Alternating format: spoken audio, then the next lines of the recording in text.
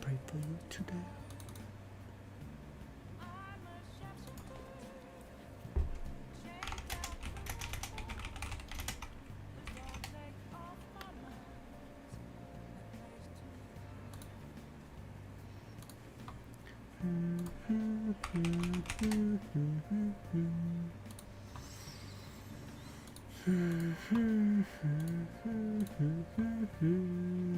Tommy, yo, how's it going, man?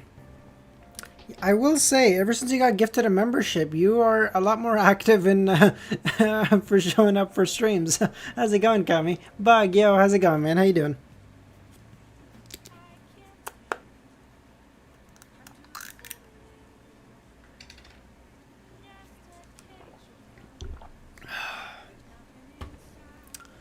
How is everyone doing? Milos, how's it going? Damn, seeing Milos without the blue kind of feels crazy. Milos has been... I think Milos was technically the first mod on the channel. That's crazy. Good Nagato, how's it going? Hi, if you say so, Kami, whatever. Guy, how's it going, man? I'm starting to get in 2 weeks, though. How many chapters are you planning on tonight? Hey, Luvian. No worries, man. I appreciate you popping by at all. I appreciate you. Walter, hey, how's it going? I don't know, Bug. I'm thinking 6 chapters, but we'll see. You know, if I feel good, we can go a little bit longer. But the truth of the matter is, tomorrow should be pretty quiet. So if I can, I'd like to do a little bit of a shorter stream, do like 6 chapters, and then get a good night's sleep, and then do like a longer stream tomorrow in the morning. Because morning streams are better. One, it's on a Saturday, which is just better for most people. Because you know, people. Wait, is it Saturday? Fuck, it's Friday. Oh, my sense of time is so cooked. Okay, whatever. It's Friday. It's all good. Either way, you know what? Friday. Morning streams are just better for people anyway, and then a little bit longer, so it's all good.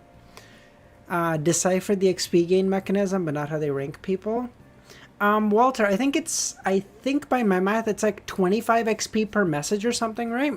You've been unemployed for too long. I've been unemployed and I graduated for too long. By too long, I mean like my graduation was on June 12th.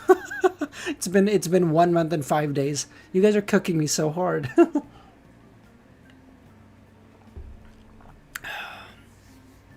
How dare no one even tell me there's a stream? You figured it out, right? Have you been getting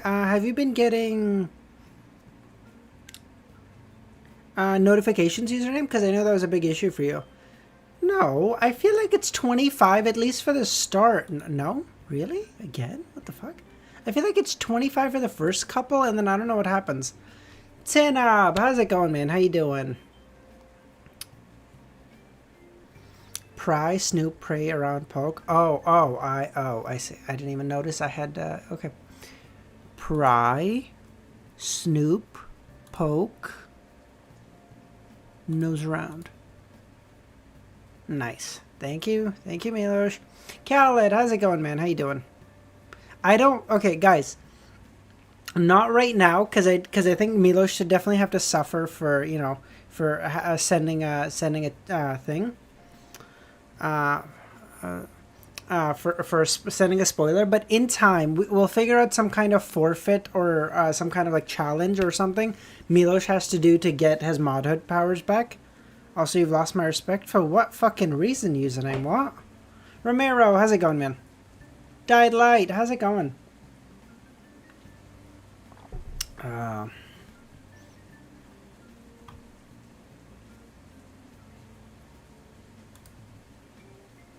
Current streams bit right. Jesus, that is crazy.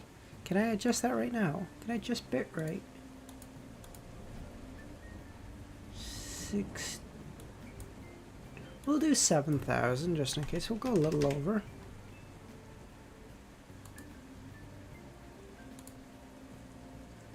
It should tank. Okay. This connection rad. Don't worry about username. He's just sensitive. You said you'd get him rid of even enticing me back, but now you renegade. Username. He made a good point. He does run the whole art scene on Discord. So it kind of feels fair for him to have that power there. It's fair. No, he made a good point. Listen, we would be tyrants if we did not listen to good arguments, okay? This is not 1984. So what, Romero and DSV... yeah.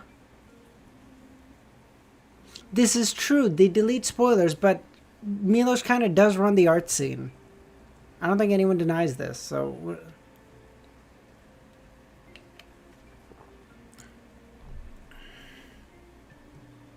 okay.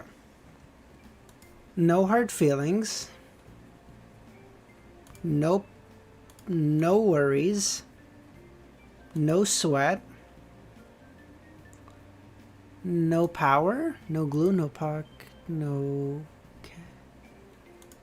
no power? Fuck. Jesus Christ, username. Okay, that's a bit crazy, bro. That's a bit crazy. Spoilers in the first stream. Yeah, I don't know. I just stopped reading chat after a point. I don't know. No. Oh, no Biggie. Oh, so good.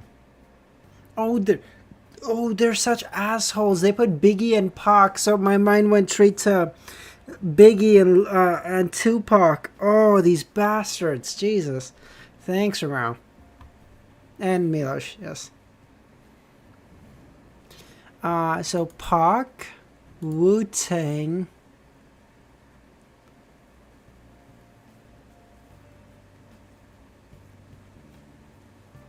I don't know, Rap 7. Pac, Wu-Tang. Kit Kat. Is that a thing? Fuck. Camisole? Fuck. Fuck, what am I missing? Is it these two? Because they both went away. West Side? I don't have a horse in the race. I don't care.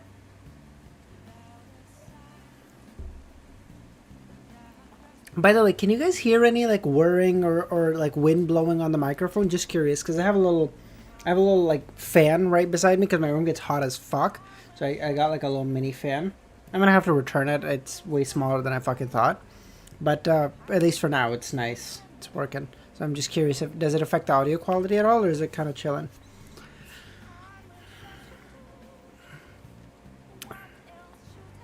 Slightly, but it's fine. Do you? Okay. Not really? Okay, well that's good. Okay. Give me 2 seconds. I'm just gonna pull the stream up on my phone. I just want to see what it sounds like because if it sounds bad, then fuck it. I don't, I will suffer in the heat. It is what it is. Give me a quick second.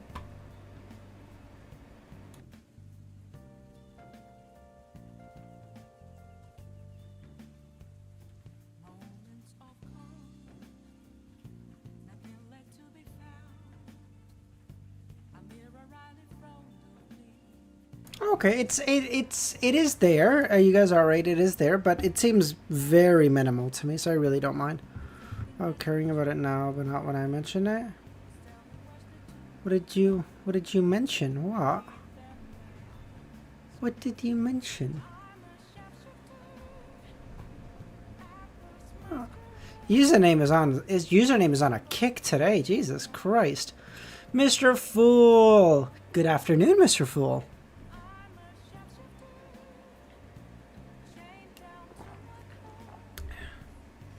It was a few days ago, probably more than a week. I mentioned the noise in the background. That can't be the case, username. I got this fan 6 hours ago. You couldn't have talked about it a week ago. No. Arthur, how's it going, man? How you doing?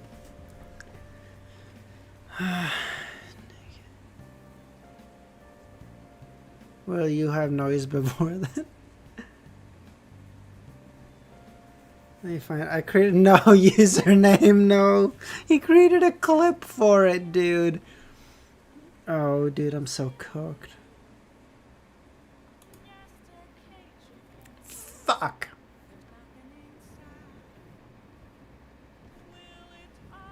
Okay. Okay, let's play Lexicon. This is an addition of none other than username, so you know we give him credit for that. Fabric, okay, fabric cloth. That is not clothy. Cloth, fabric, cloth, cloth, clothes. Produce, cotton, cotton, string, string, static. Oh, why would static? What? Effectively, effect, impact. There, I said from the 13th. Jesus. Factory. Efficient. Efficient.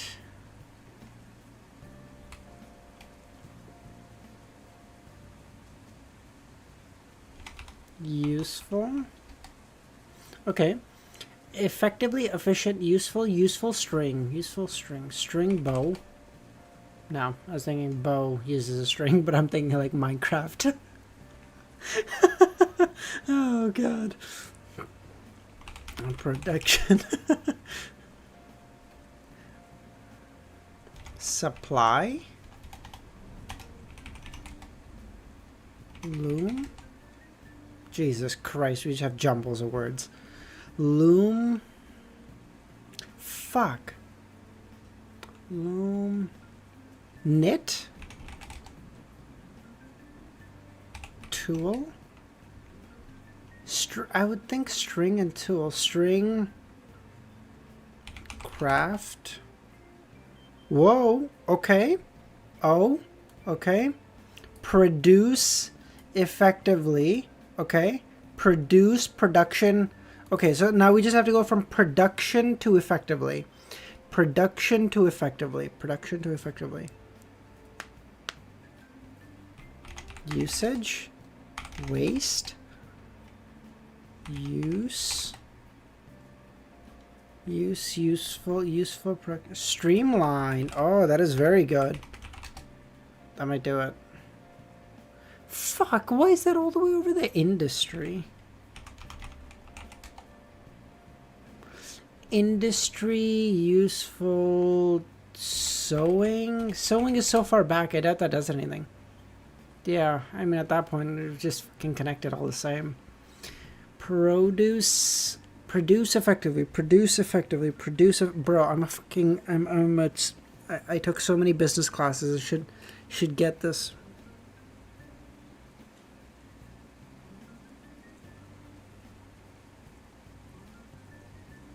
Workers? Work? Look at that. 4 years, tens of thousands of dollars for me to get work. Big brain. Huge.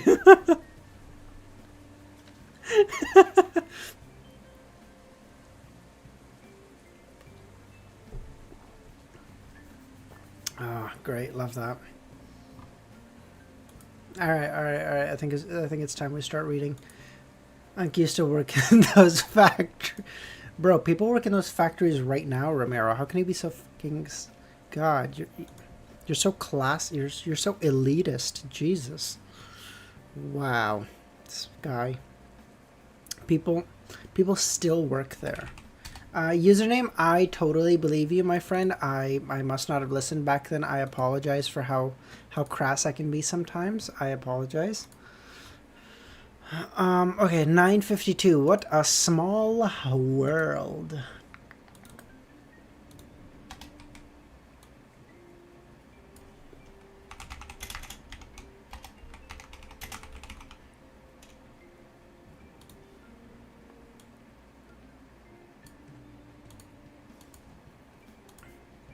Okay. Danitz jumped in fright as he blurted out, "Sorry, I didn't see anything." Before he could finish his sentence, he had already pulled open the door handle towards himself. Bang! The door closed, emitting a sound that echoed through the corridor. At this point, Danitz finally came to realize, what was they doing just now? What's Anderson doing just now? He instinctively removed the black boxing glove and bitterly thought with a frown. Finally, he returned to his room and packed up his luggage and left. Oh, fuck. No, I did not add Leonard to the GIF. Shit. Oh, man. This is becoming a running thing with bro, adding Cat Leia took so fucking long. No. Okay, we're not doing that. No, I'm setting a reminder right now. I'm gonna do it tomorrow morning. Whew. The problem is I have to do it on my, like, for me to edit it, I do it on my Mac, and I don't pull out my Mac unless I'm editing videos. So it's kind of add Leonard to GIF.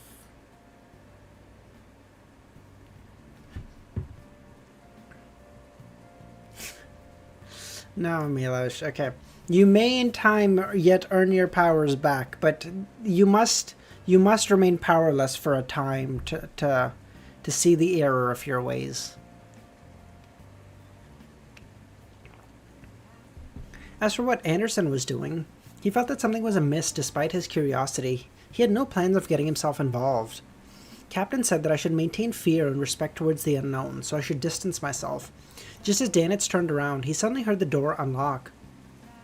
Anderson, whose buttons on the lower half of his shirt weren't buttoned up, walked out with a pitch-black knife. He looked at Danitz. Aren't you gonna try to stop me? Give Milosh's powers back, you tyrant. Either take them all or don't take them. Username, would you describe? That's an actual tyrant. A tyrant is, my friends are in power, and then if I don't like you, I take away all your power. Someone who's moderate is like the opposite of a tyrant. You talked yourself out of your argument. What kind of tyrant is like, listen, I don't like you. You made a mistake, but I will let you keep a portion of your power as a show of respect. There are not a lot of tyrants doing that, I don't think. What do you think is going on with Anderson? Adam told him to kill himself after he was done with him. I don't know. I got no clue. No, I still think he's probably being, to some degree, psychologically affected by that, and I think he's probably just going through a mental breakdown where he's like, bro, is anything I do real? Do I control my own life? What's even the point of me living? Let me just kill myself.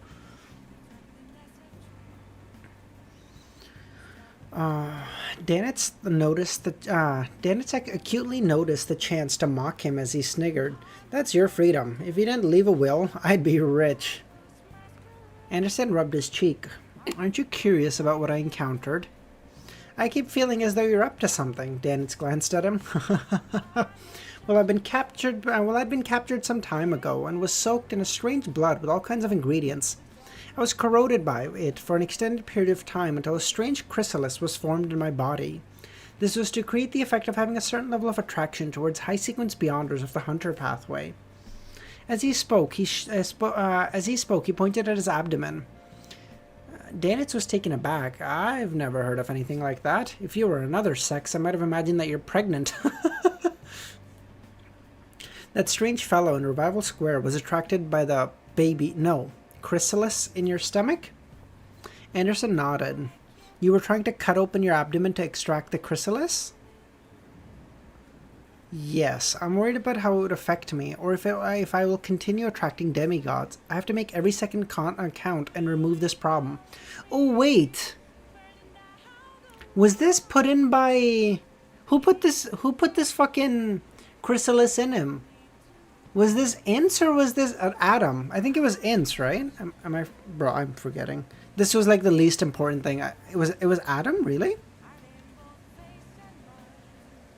This was like the least important thing out of the Volume 4 ending. Wrong. Don't bra me, bro. That was like the least... Do you think that's what I give a fuck about of the Volume 4 ending? Get the fuck out of here.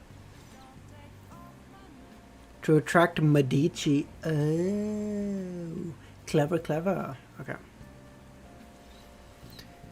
Danitz thought about it and asked, then why aren't you making the attempt? You forgot to set up a will. You want me to be your witness? You're just a hater for Anderson? I'm not a huge fan. Not bad. Your provoker potion must have almost digested, Anderson chuckled. After some careful analysis, I believe there's no direct way to extract it. Otherwise, they wouldn't have soaked me in blood and allowed the ingredients to seep into me. They could have just opened up my stomach and placed the chrysalis before sewing me up. Yark, how's it going, man? Attracting Medici is the same as attracting ants? Oh, yes. Okay, I see.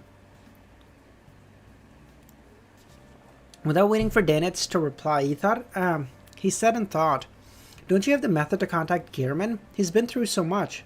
I'd like to consult him on how to resolve this problem," Anderson said. "No, I haven't seen him since I left the Golden Dream." "When you were writing to Gearman, I was beside him and have met his messenger." Then why don't you summon his messenger?" Danitz said. I don't know the ritual for summoning the messenger." Danitz still suspected that Anderson was up to something and was unwilling to confirm that he'd been repeatedly communicating with Gearman, and then suggested, "You can actually seek the help of the captain on such matters. She's very knowledgeable. She knows many secret techniques and can also seek out the church for help. She should be able to give you the solution for resolving the chrysalis in your stomach. If you're embarrassed, I can talk to her." "All right, let's do that. I've already picked up my luggage. When should we set off?" Danitz fell into a daze, feeling that he'd been tricked by Anderson. He returned to his room, drank his beer, and threw all his items into a luggage. This was leaving behind a dried leaf with golden patterns. This was a token Danitz used to establish contact with the northern state dominant leader, General Sanchez. Following Gearman's instructions, he left the leaf inside and allowed the person in charge to follow up. Anderson is really smart, Loki. He doesn't even do the rituals like this. That is clever, yeah. He could have just asked him for the ritual, and he's like, "Nah, you know what? I'm not taking the chance, bro. Who knows what that fucking lady is like? She might kill me. I ain't doing all that, brother. So you know what? Let's get my homegirl to fix me up, Edwina. Fuck yeah." In that room, Danitz checked out. A candle suddenly lit as a 2-meter scarlet flame burgeoned. Amidst the flames, a figure walked out, none other than Klein as Dwayne Dantes. After picking up the leaf with gold patterns, Klein left the hotel, circling around the Revival Square, and came to the Kukawa region's White Feather Square. He came to another square, bro. Klein and squares in Kukawa City do not have a great record. Okay, last square he went to fucking decimated it. May Sanchez's residence was in the White Feather Square, located beside a death cathedral. As a standard Loanese gentleman, Dantes looked out of place when walking through the city.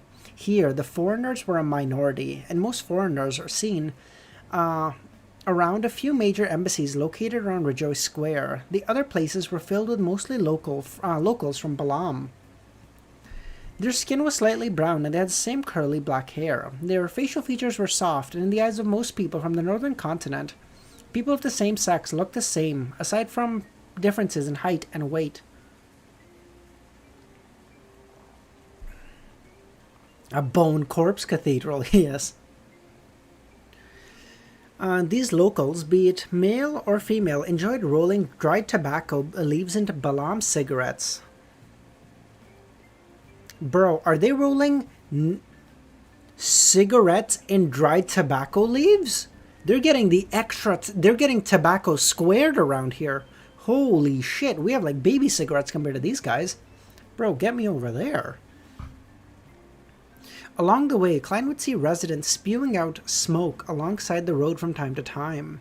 In addition, many of them hung a fruit known as dalawa by their waists. This fruit was the size of 2 fists. After digging open a tiny hole and eating the flesh inside, one could use it to store water, alcohol, and other beverages.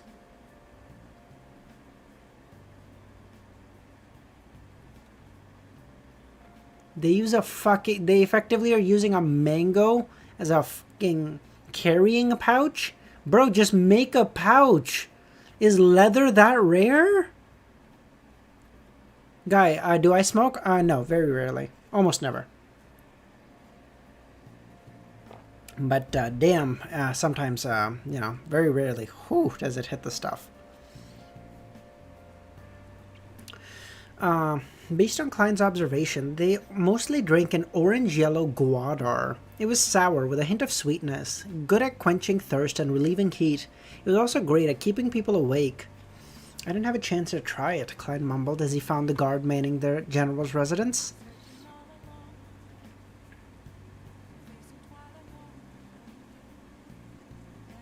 What the fuck, Kami? Are you unsubbing because I don't smoke? What is your concern? What? I didn't have it. Due to his appearance as a Loanese gentleman, the guard didn't deny his request or make it difficult. He got a person to head it. Wait, is Kami French? Wait, Kami's French too? What? And he has good music taste? That's already interesting. Do you smoke, Kami? You're a Frenchman, you have to, right? Bro, if I have 2 Frenchmen in chat and neither of them smoke, that's crazy.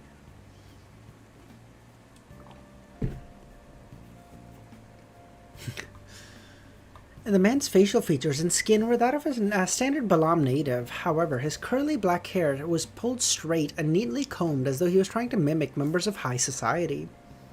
He wore a white shirt and a black vest. Upon seeing Duane, he said in a standard Loanese, "Good afternoon, I'm Haggis. Nice to meet you." His accent was odd, different from any burrow in Lone.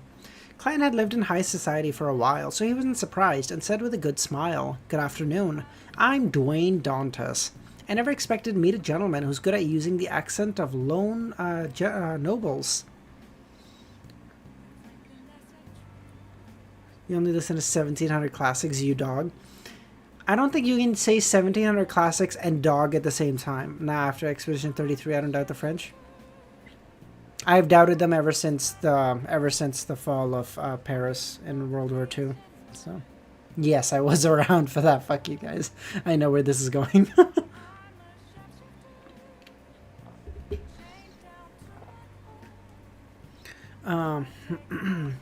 Haggis couldn't help but smile. Many children of noble birth from Lone have one come to East and West Balam to seek opportunities.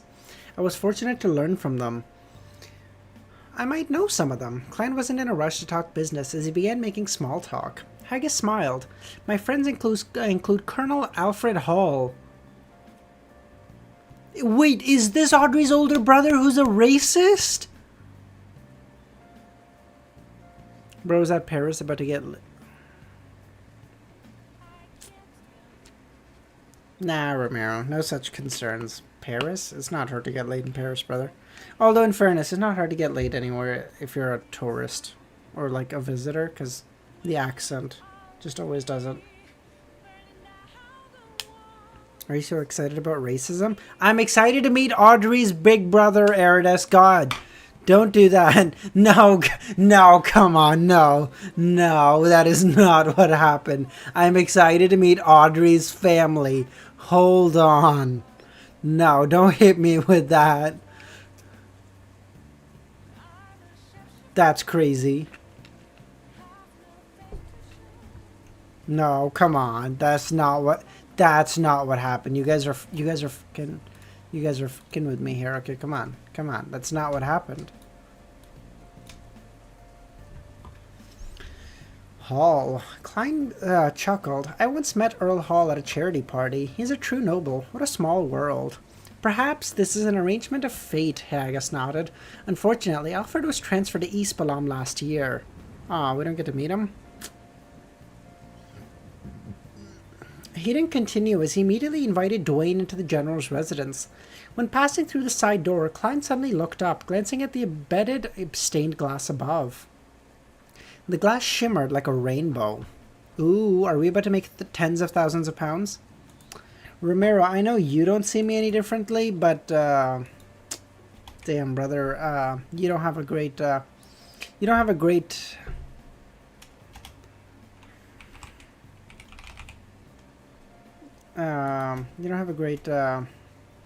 reputation when it comes to equality in this sphere, so I don't know how to take that. I'm not saying that because of the meme. I was genuinely questioning it. It was very questionable. Bro, what do you mean? I was clapping because Audrey's older brother, obviously. What do you mean? I'm not white, bro. I can't be pro-racism. I live in North America. If I lived in some like I don't know, some random place where like all I saw were people of my own skin color, then yeah, maybe I could be racist, but like I ain't white and I live in a white country. Like I can't be pro-racism. I get cooked. It's like adding negative onto yourself. This horrifying. What are you talking about? No. Speed run and cancellation.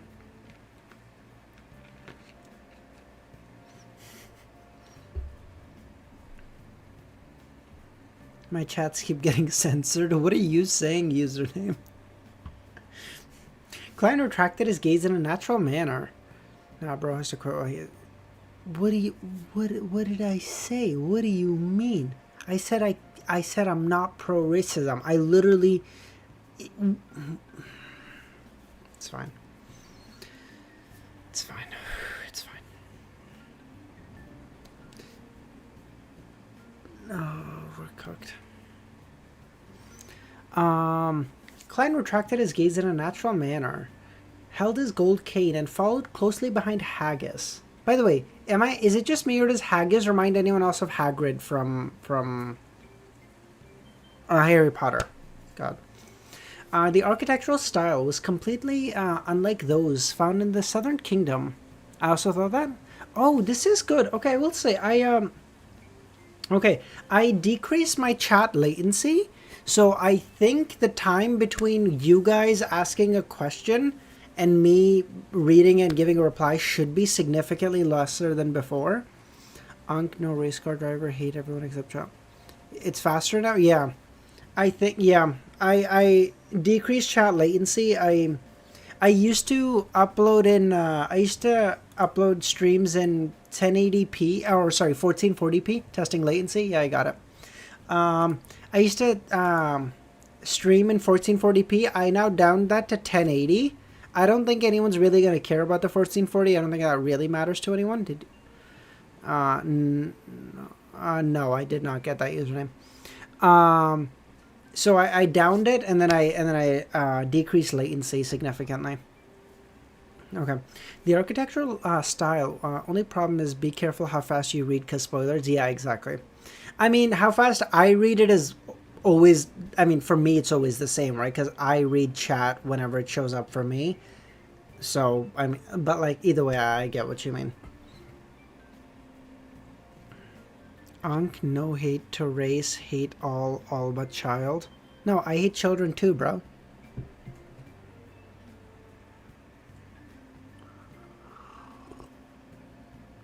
The child must not be an obstacle. I hate everybody. No, your child? I don't have a child that I know of. Probably.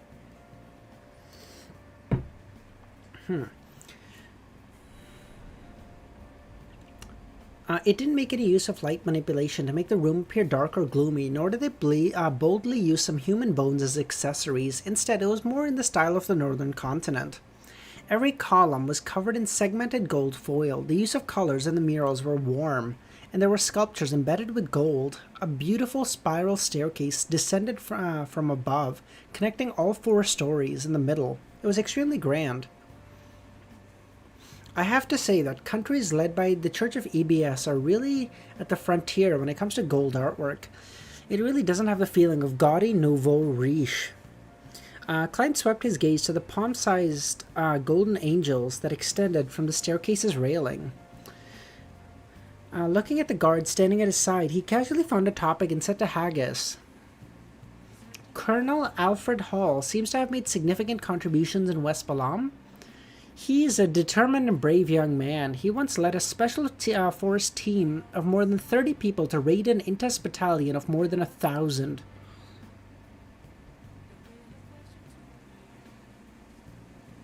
Is Audrey's older brother a Beyonder? Completely crippling them. I heard that he also made significant contributions in East Balam, therefore becoming a colonel before the age of 30.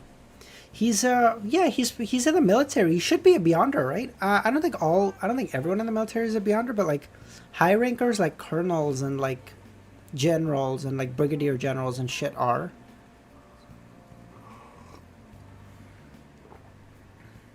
Sounds impressive. Perhaps Audrey's brother has already become a Beyonder with a significantly high sequence. In every aristocratic family, every generation should have some members taking Beyonders. Um, Divine also gets pathway. I mean, again, he's from the military, which means officially he should be the Arbiter pathway again.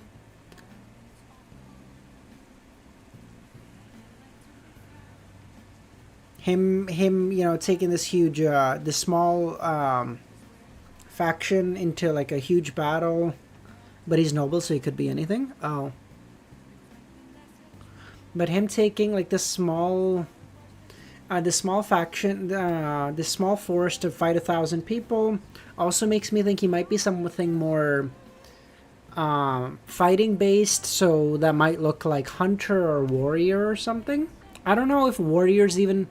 Do we even know? Do I know if warrior is even available in the main continent? Because the only place I've heard of warrior is on in the city forbidden by gods or whatever, right? In the city of silver. I don't even know if that exists over here, or is available. Oh, god of combat. Yes. You're right. Yeah. Okay. Faceac. I see. Okay. Yeah, we can divine really quickly.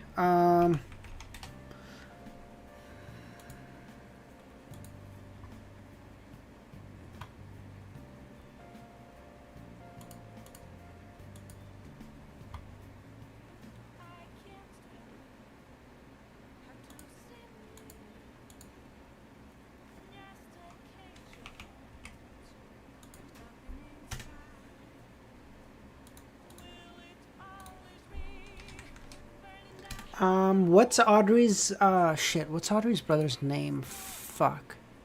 Alfred.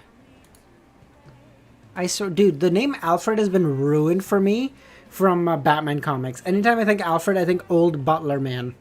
Goated, but old butler man.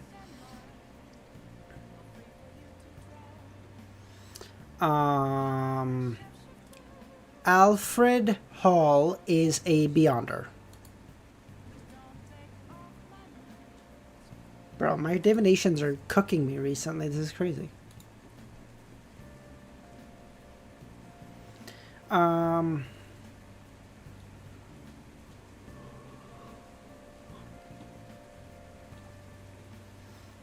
If this Alfred finally reaches his goal of becoming a Beyonder of a high sequence, gaining the rank of Brigadier General or Major General through hardship, I wonder how sad he would be when he returns to Backland to realize that he's no match for his sister's dog.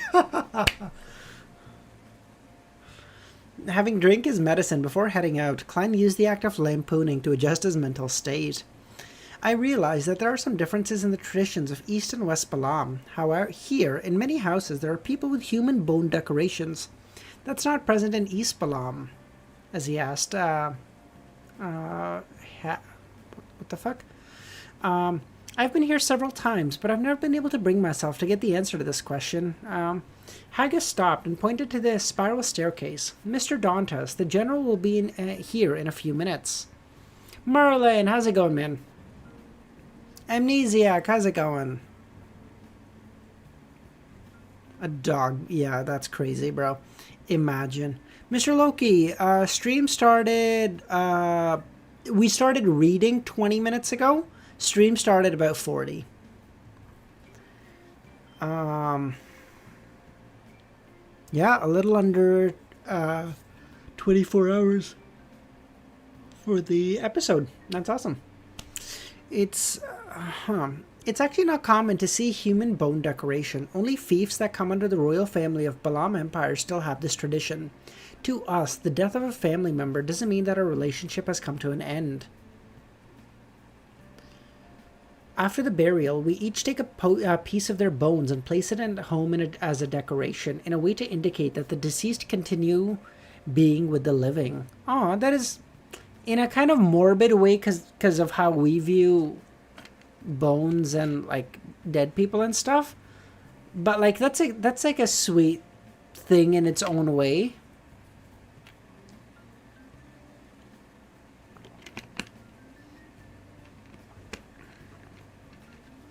As for which bone to choose, it'll be decided by an interring priest through a ritual. Some families will even make the skull into a vessel for drinking alcohol. Really nice culture. Yeah, exactly. Like, even the culture of a country that's not the main country is, like, thought out. It's not just a thing that could be. It's a thing that, okay, logically think about it. You're like, that could be a tradition that, like, some tribe in, like, I don't know, somewhere like South Africa or like in South America or like, you know, somewhere has, because that the rationale behind it seems totally fair to say like, hey, our relationship with those who have passed on doesn't go away. Like, we still hold them dear in our hearts. We carry them with us, so we keep them as part of our like home. Is like so sweet.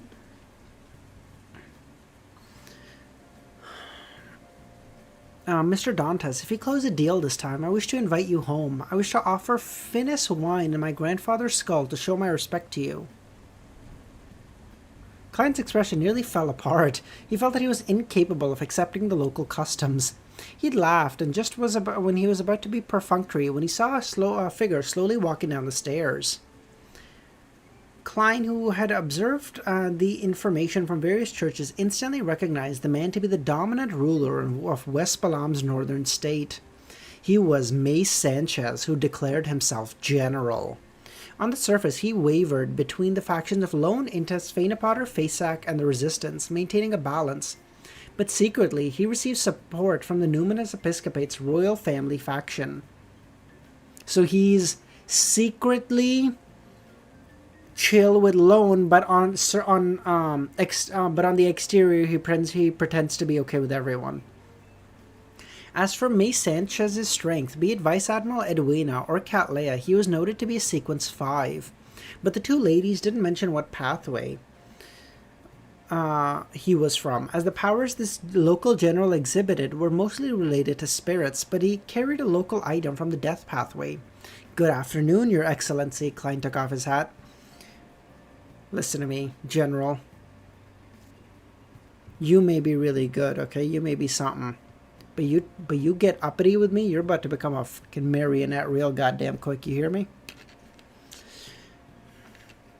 At this moment, he sensed gazes locking onto him from unknown locations. They were like lights that flashed across this golden angel's figure. Hello there, Mr. Dantes, Mace Sanchez replied in Dutenese. Having grasped Dutenese through his marionette, Klein was able to understand him. However, in the southern continent, the longer he stayed in East and West Balam, the more he felt the similarities between Dutenese and ancient Faceac. Although the two languages obviously followed different systems, making it much more difficult if he were to truly study Dutenese, certain details were shockingly similar. It was as though they shared a common heritage. Klein could only be certain that the heritage wasn't Jotun. Pretending as though he hadn't noticed anything, he naturally chatted with Mace Sanchez until the other party raised the topic of the deal. How many goods do you have in total? It wouldn't be a problem equipping 3,000 to 4,000 people. In addition, there are a few cannons. Seeing Sequence 6 is like... Even Sequence 5s at this point, I would say are a light snack. Like, maybe Sequence 5 goes from like a light snack to a snack, maybe. But like... Bro, what are you gonna do? What the fuck are you gonna do? If shit really hits the fan, I go into my mythical creature form, you die. Insta-death. What are you gonna do? Or you can close... Sequence 5s can at least try to run. Yeah, exactly. That's why I said, like, okay, we'll upgrade them from light snack to a snack. Like, okay, you might have a chance. Like, if Klein's having a really off day and he gets hit with, like, a bad luck or whatever, maybe. But, like, I still don't like your odds at all. If you wish for me to send the goods to the northern state, 50,000. If you send your troops to retrieve the goods with me, only 40,000. Mace Sanchez thought and said, I'll take the latter. Take the down payment and go with my men. Once they see the goods and move it onto carriages, they'll pay the rest. However, I do not have much lone gold pounds, so you don't have enough foreign reserves. You can pay me in gold coins or even gold bars or bricks. Deal. I'll get Haggis to bring my men and money to you tomorrow. Not bad. I like people who don't haggle. Yeah, because you haggle. It's like a one-way street. Going mythical creature is a saying to suicide though? No, Ramiro. Wasn't it said that there are like two types of people? One who are like more loosey-goosey, and if they try to go mythical creature, they get fucking yeeted. But like a second kind of person who's more reserved and is able to control themselves. Holy fuck, am I crazy or I look overexposed as shit? Maybe. And Klein definitely seems to me to be more of the reserved kind, so I feel like he would be okay. Like, yeah, there would be downsides for sure. But like, I thought it said that.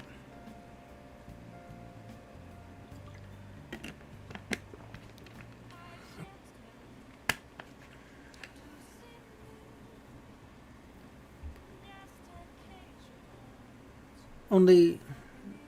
okay. Okay. I read that only one pathway can. Okay, sorry. Okay.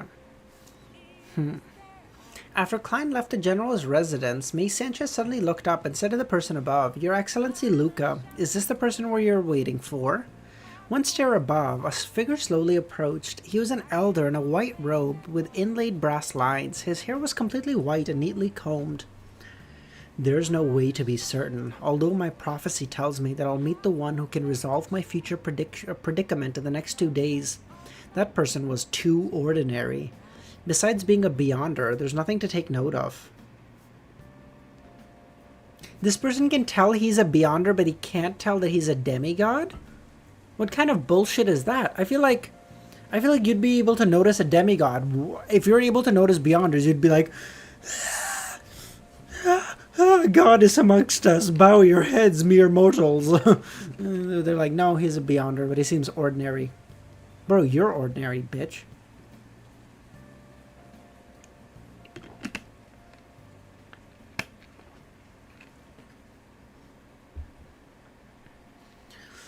Of course, I can't tell the profound truth. He might have an existence that's at least not weaker than me behind him. I'll attempt to use a dream to see if I can find out more. Do I need to prepare a special room for you? Sanchez asked. I'll use the activity room here. The best time will be in 4 hours. Do not disturb me before then. He then entered the room, sat down and leaned against the sofa and relaxed himself, closed his eyes, and fell silent. Only when it was slowly turning dark did the old gentleman fall asleep. In his dreams, he found himself standing in the hall of the general's residence. By his side was Sanchez and numerous guards, and the middle-aged man, Dwayne Dantas, standing opposite him, smiling. Flames soared up as poker cards fell from above. Luca's green eyes instantly darkened as Dwayne's body instantly fell into a strange darkness. The old white-robed man immediately spread open his arms, revealing a dark vortex at his chest. The vortex expanded and devoured Dwayne. Before Luca could confirm something, he felt something. He turned to his side and saw Sanchez's face, and turning tall before instantly becoming another person, Dwayne Dantas. Almost at the same time, Haggis and the guards present turned into Dwayne, all of them, casting their gaze at Luca. Who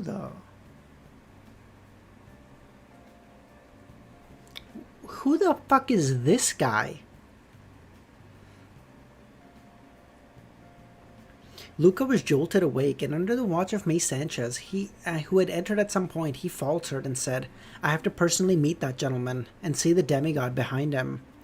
Before he finished his sentence, he subconsciously turned his head to look out the window. At this moment, the street lamps lit up. It was dark outside, and the crimson moon was strangely tainted with a bloody color. Another blood moon. I'm so confused. What would a blood moon even mean in this world, where the fucking moon is always red? What would this even mean? In our world, it's like the moon's regular, and then on a blood moon, you like maybe get the tiniest tinge of red. I've never even seen it. It all just looks the fucking same to me, if I'm honest. But like, what the fuck does that even mean? Thankfully, there's Mr. Fool. I have to say that there are way too many blood moons this year. It's only been 2 months since the last time. The more deeper red, plus a bit bigger, also spirituality more active. Ew, okay. It's only been 2 months since the last blood moon. I didn't even have any time to prepare. Forrest, who sat up, wiped her sweat and muttered. She had arrived at a town near Delaire Forest and checked into a hotel. Devil, how's it going, man? She shared a room with Gio, and they had made preparations to do some investigation of the abandoned castle tomorrow. To Forrest's surprise, there was a blood moon just as she was preparing. At this moment, she seemed to recall something as her body stiffly turned to the side. Gio, who had exhorted her to sleep early, had already woken up at some point and was looking at her with her eyes wide open.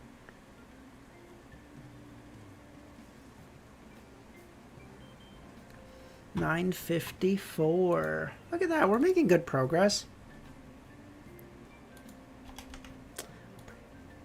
By the way, Ramiro, are any of those gacha games that you were telling me about coming out soon? Or are they all like a ways down? Or a ways away?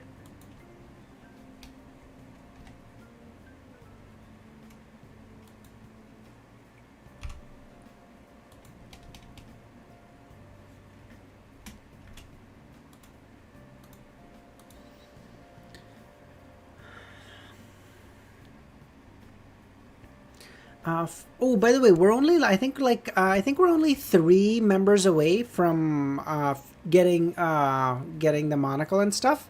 So hopefully in like a day or two or whenever that happens, I'll open up Amazon. We'll look through monocles together and we'll decide which one to order. Okay.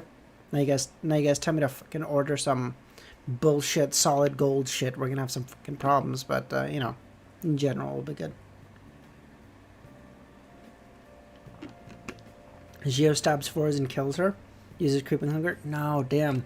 She should have waited until she at least became a traveler, and then you can totally do that, fucker. I don't care. Forrest's gaze met Gio in midair as both parties remained silent. Haven't you slept yet? Forrest chuckled.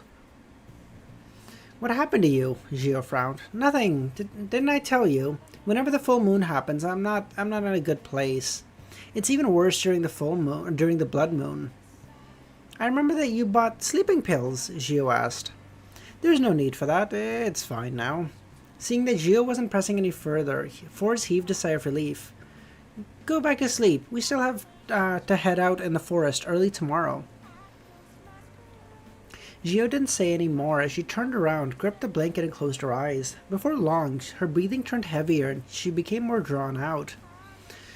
Forrest stared blankly at the ceiling as her thoughts ran wild. At some point, she fell asleep too. The next day at noon, in the core region of Delaire Forest, in front of a collapsed castle covered in green vines. We're finally here, Forrest said.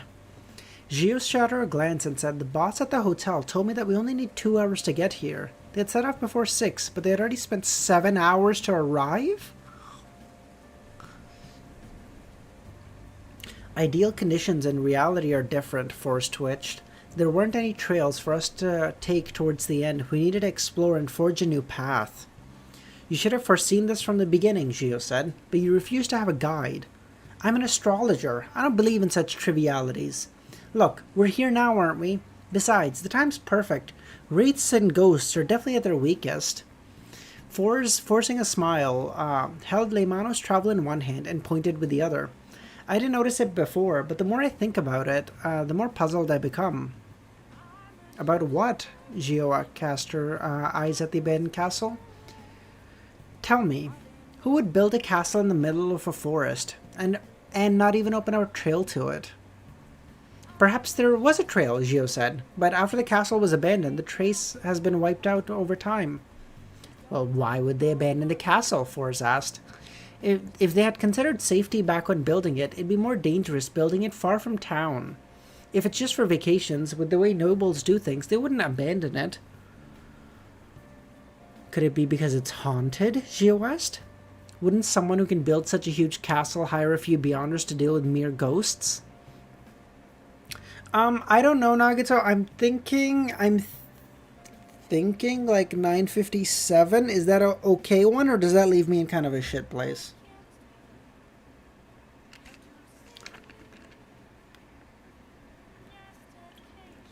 We can do a bit of a longer stream tomorrow morning. Such extraordinary creatures enjoyed places with few people. No, hold on. I suspect that the three churches and the kingdom's governments don't know of this castle. Otherwise, it doesn't make sense that they would leave beyond ingredients inside. An ancient castle of the Sanguine? When do you start work? I don't know, Heather. I haven't gotten an email from my branch manager. It just I talked to her a while back. She said they were like HR is still working on like onboarding and shit. So whenever that gets done, if I don't get a call or email tomorrow, it won't be next week because they're not gonna fucking do that. So I might end up being the week after. I don't know. But if I get a call tomorrow, it might still end up being Monday. I don't know. But at this point, it's looking more and more likely that it's the following. I don't know. Such extraordinary creatures enjoyed living in places with few people. Furthermore, they usually connected dark forests and ancient castles. Are you sure you got hired? Well, I signed the contracts and stuff, so yeah. In addition, makes sense. Don't tell me those sanguine don't like money and don't care about the search for beyonder ingredients. Hello. How's it going, man? How you doing? Are you a new member? Sorry, I don't think I've seen you in chat before. How you doing? This means Volume 5 will be finished. Well, it will be finished eventually, guy. When will it be finished? I don't fucking know. It's like, bro, we have to go to like 1100. You're crazy.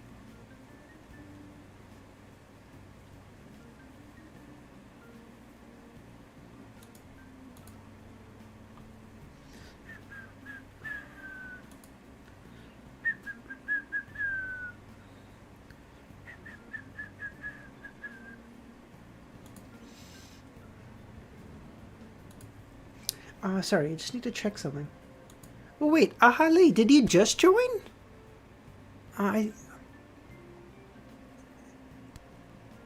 Holy shit, thanks for being a member. Either way, I'm not, I'm guessing you must have just joined. Okay, well, I guess with that, we only need 3 more members, and then we will sort out the monocle. Whenever, I guess. Oh, God, okay. Crap, I'm gonna have to buy a fucking monocle. Oh, my parents are gonna be so ticked. It's fine. It's fine. No, I'm on the wrong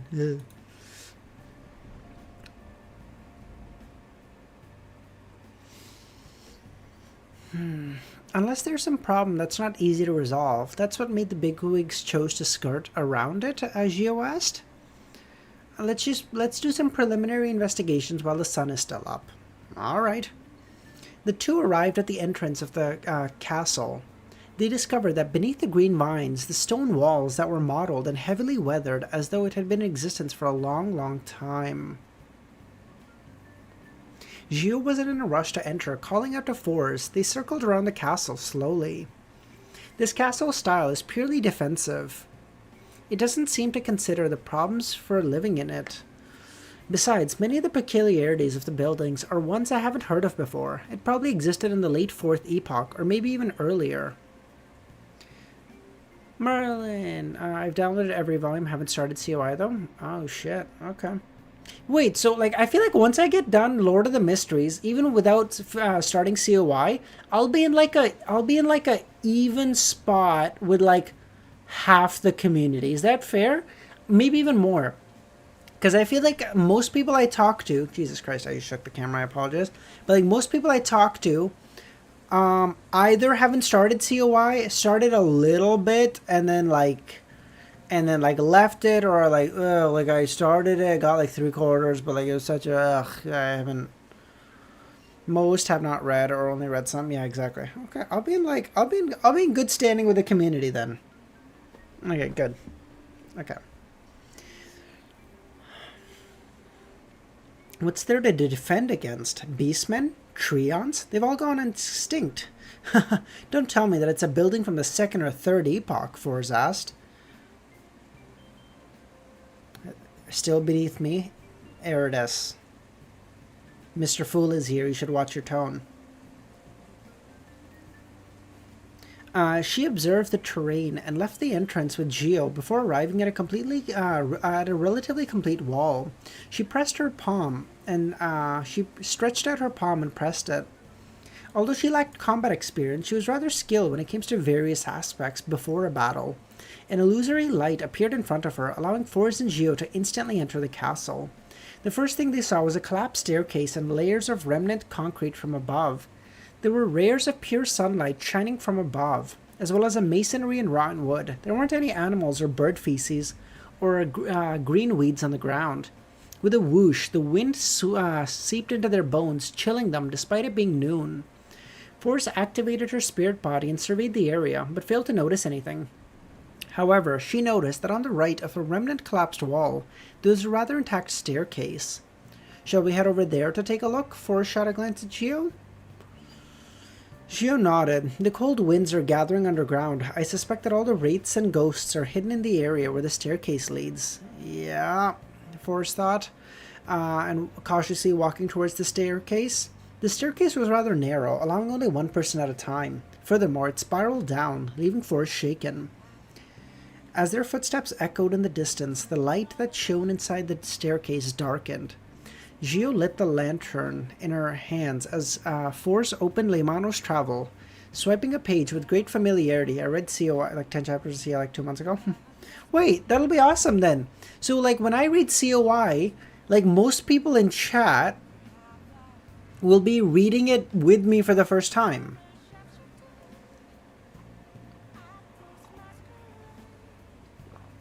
Okay, that'll be awesome. I mean, not everyone. There's also downsides to that, because, moderation is going to be impossible. I'm going to have to get I'm on my third reread. COI read starts next year, January. I don't know when it'll start, Romero. I get why you want it to be January. I totally do.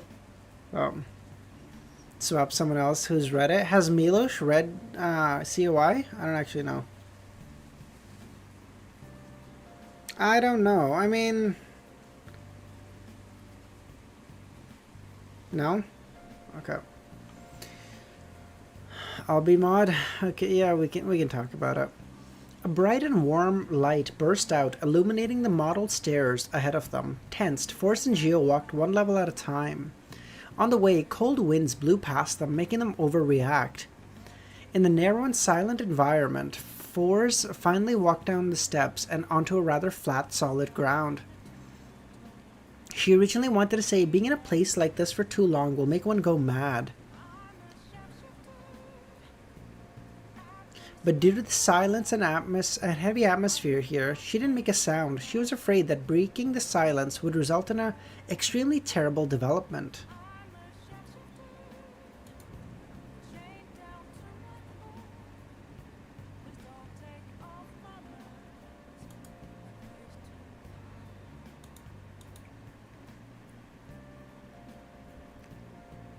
You're actually first, guy. Even if just for a brief moment, you are first. So wear it with pride. You know who's never been first? Me. Little old me. Never gets to be first in anything.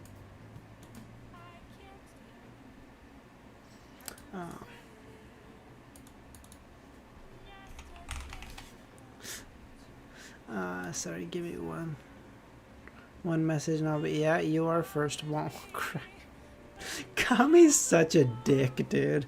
Kami's incredible. He's such a dick. Oh, it's amazing.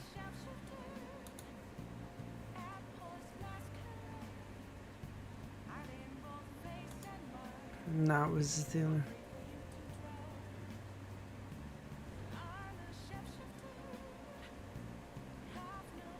Give me one quick second. I'm just testing something out.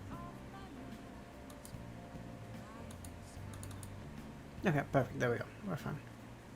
Free 75 XP for early watchers in 1 hour. Okay. Using the blobs of light that were floating around her, Forrest cast her gaze in an attempt to see what was at the end of the staircase. It was a huge hall that was nearly 10 meters tall. There were black tiles laid on the ground with water droplets seeping out. Wait, where did Forrest get knowledge of this underground region or this fucking castle from? Who gave this knowledge to her? Was it her... Emlyn? Oh, okay. Interesting.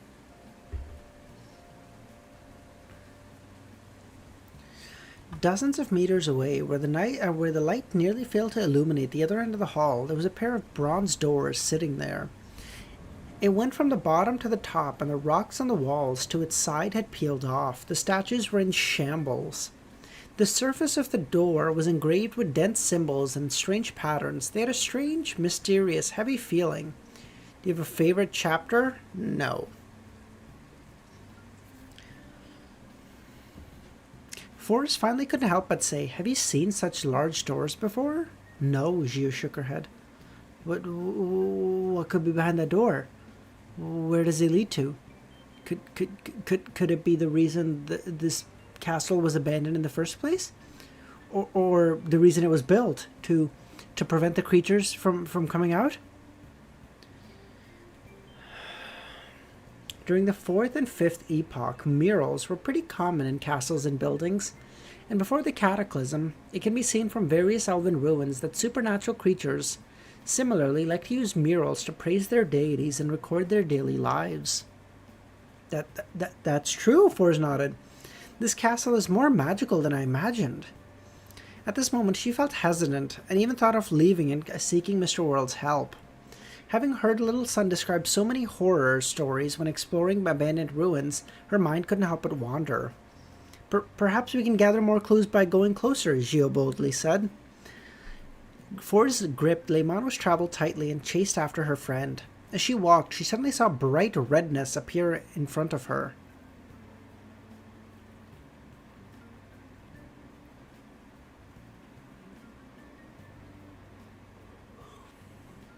What seeped out from the cracks of the black tiles was nothing. It was no longer water, but blood.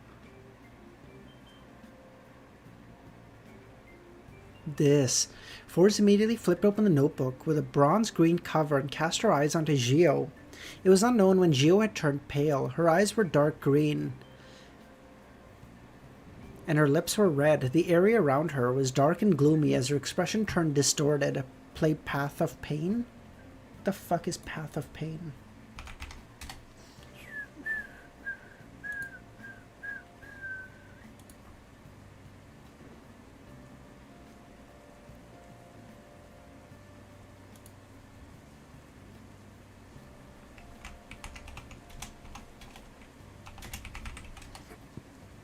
That's not on the Discord channel. What the fuck? What game is this from?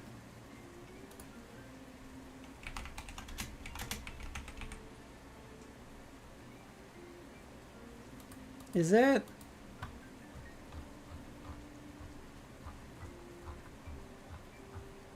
Oh, it's the fucking Hollow Knight one. Oh, I see. Okay, never mind. I can't read. I can't read. I'm sorry. Reading's difficult for some people. Don't judge me. Damn, that was good music though. Okay. 955, Ancient Wraith. Melissa was the Black Emperor of the Solomon Empire. Oh, shit. You're kidding. Oh my god, Melissa? Fuck.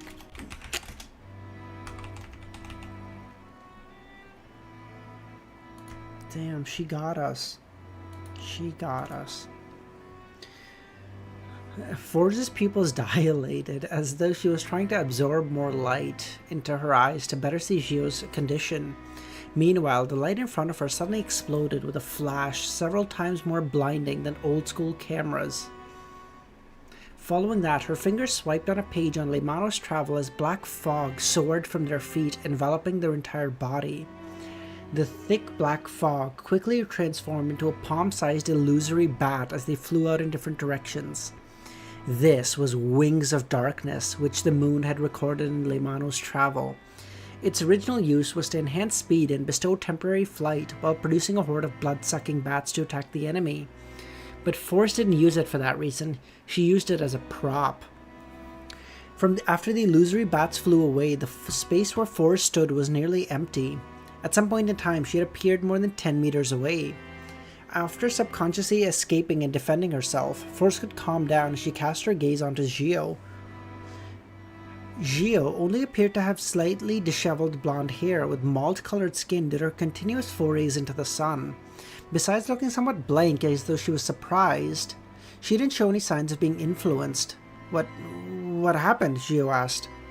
Gio, how tall are you? Seemingly realized something, Gio answered. 152, isn't that so? Just as she said that, Force's fingers slid across the notebook, which was filled with symbols and magical labels. Silently, a holy light swirling with a fire plummeted down.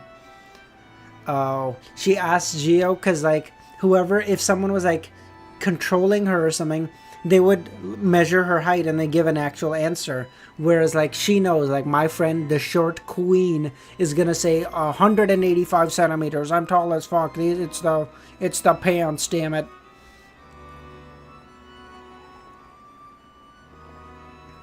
Clever. The unadulterated and bright light instantly enveloped Gio. As the blazing light stabbed into Force's eyes, she saw the hall collapse. This feeling was gone in a flash as Force realized that she was still standing on the original spot. She had yet to move. That was an illusion? She turned her head to the side and looked at Gio again. Gio, how tall are you? Stop asking such stupid questions. Whew, she's real. Force heaved a sigh of relief as she quickly described her encounter to Gio.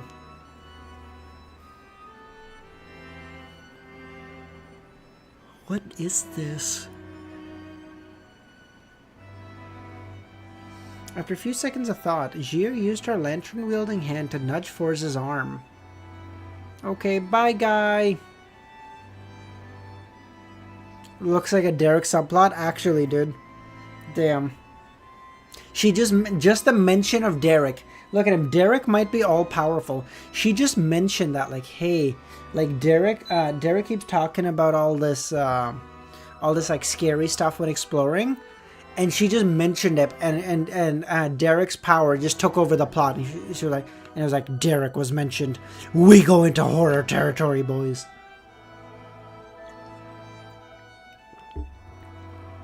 Let's retreat. Perhaps the closer we are to that door, the easier it is to hallucinate. Yeah, that's possible. Force nodded as she moved back. But why can't we see any wraiths or ghosts? Such an environment should be something that they can enjoy. Force was perplexed as Gio was perplexed as well. She did a careful observation before landing her gaze on a blob of sunlight floating above Force's head. Try extinguishing it, she suggested. Force came to a realization as she dispelled the light. The darkness blanketing the area and ruled the underground hall once again. Only the lantern's faint glow put up resistance against this. Then Force saw two figures in her vision. One was rather close to the bronze door. One was female with coiled hair wearing a knight's trousers and a garnished shirt. The other was a man wearing silver black armor. The former's face was a blur as he kept wandering between the door where Force and Gio were, and the latter was loitering beside the door. These are two ancient wraiths? Force nudged Gio as she said, I see spirit bodies.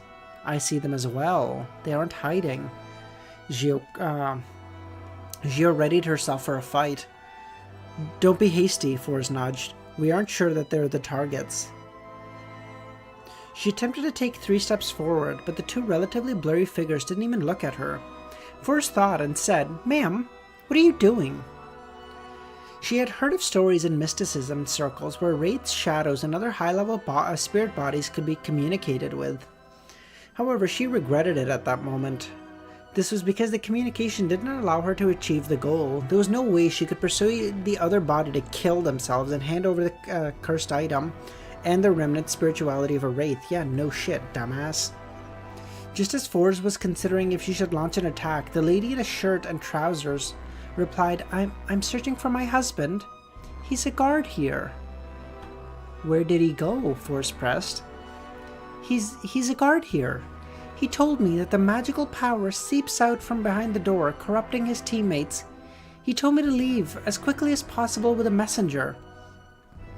He said that he would ensure that I escaped safely, but I don't want that. I want to leave with him. After sending away the messenger, I turned midway and returned, but I can't find him. With the age of this castle exceeding the present epoch, the last defender has definitely transformed into an ancient wraith. This lady's story has moved me. I can't bear to attack her. Forrest's mind whirred as she took a few steps and circled around the ancient wraith and approached the door. This time, she and Gio didn't suffer any more hallucinations. This seemed to imply that her encounter was subconsciously created by the lady. A distance from the silver-black knight with a rusty sword, Forrest attempted to ask, Sir, what are you doing? I'm guarding this door of blackness. I need to ensure that my wife has escaped safely. If you meet her, tell her that her knight will fight for her to the last moment. Door of blackness? It's clearly a bronze door. Wait, he's guarding a door to ensure his wife escapes? Isn't that the other half of that woman's story? The lady wearing a shirt was slowly approached the bronze door before returning to the middle of the hall repeatedly, and the silver black-armored man was patrolling about the door. At times they would pass by each other without noticing. What the fuck? They can't see each other? Such a scene must have gone on for at least 1,500 years, maybe even longer. Forrest looked at her friend and realized that her friend's eyes were welling with tears. Forrest couldn't help but shout at the female wraith, Look at the door! Your husband has been there all along! Wait, was the music really loud? Fuck, I feel like the music must have been really loud right up until then. Jesus Christ. The lady slowed her pace and first glanced at Forrest before casting her gaze at the door. Why can't I find him? The wraith repeated. Forrest felt an inexplicable sense of sorrow. Just as she was about to shout again, she saw the knight turn around. Who are you? She shouted. The wraith cast her gaze onto Gio and Forrest. They immediately felt their thoughts slow as a coldness quickly formed inside their body and rippled out. Fuck. Freezing her flesh and joints. As for Gio, she was suffering from the same condition. At this moment, 2 bolts of lightning lit up in Gio's eyes. This made the wraith let out a painful cry as her body turned faint. Gio instantly escaped the frozen state and threw out the triangular blade in her hand towards the wraith. Bolts of illusory lightning swirled around the triangular blade's tip, stabbing straight into the lady. Psychic lashing!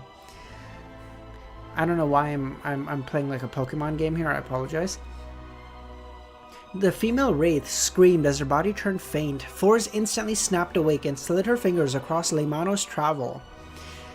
Life seemed to immediately gather around the surrounding shadows, turning into a pitch-black chain that restrained the male wraith to the ground, sealing off his mouth.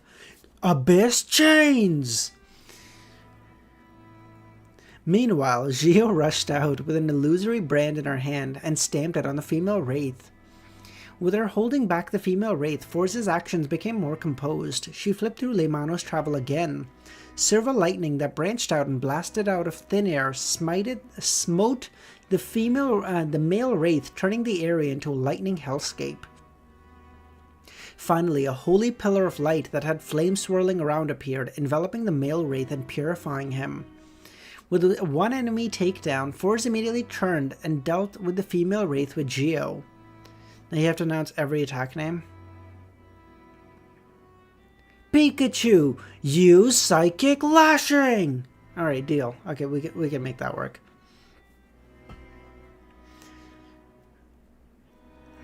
With one enemy down, Force turned around to deal with the female wraith. She didn't hold back on using the powers from Limano's travel. She came up with a wise combination of them, and using Gio's suppression, she switched between restraint powers and offense from time to time, soon finishing off the target. Everything fell silent as Force heaved a sigh of relief and looked at the battlefield. Is that it? She originally imagined that the two wraiths had unique powers, and with their high levels, wasn't something that sub-Sequence 5 Beyonders could deal with. But she soon realized everything happened pretty smoothly. This made her realize how godly Limano's travel was, and she began looking forward to the next sequence as a scribe. Gio was no longer astonished as she thought of something. It's no wonder someone told me that beneath the level of demigods, the number of Beyonders, their cooperation and usage of powers are more important than sequence. It's so cool how you have to put that caveat of like below the level of demigod, because it's like, listen, you can have all the powers, all the demigods, all the cooperation, don't fuck with the demigod, you're gonna die, okay? Just no shot. But like below that, okay, like now you guys are talking, like, you know, like 3 sequence 9s might be able to beat an 8 if they can like work together. They might be able to him down, you know. This is like the only thing like corresponding I can think of is like if you're watching Jujutsu Kaisen, it's always like he is the smartest sorcerer in recent memory. Not including Gojo Satoru, of course. Okay. He has the most amount of cursed energy that has ever been seen in a century. Not including Gojo Satoru, of course. And you're like, what the fuck? What is that guy on? Just as she said that, she heard knocking sounds resonate. It broke the silence of the hall and came from behind the bronze door.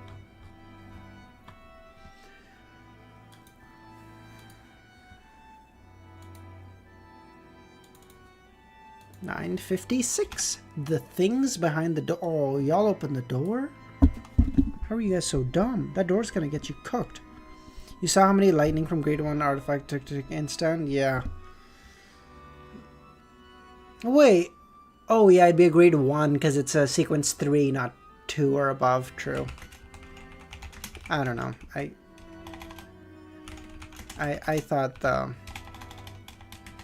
thought it was a sequence 0, but now that you say that, yeah, of course.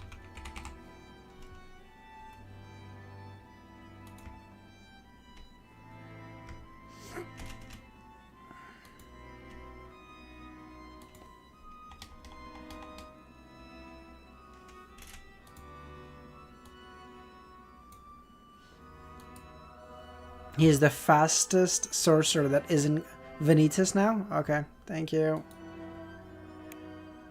Kami, yours is the only opinion that matters when it comes to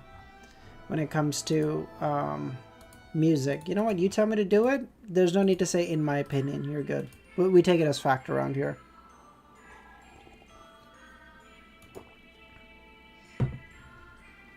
Behind the bronze door, the slamming sound continued incessantly, echoing through the entire vast hall.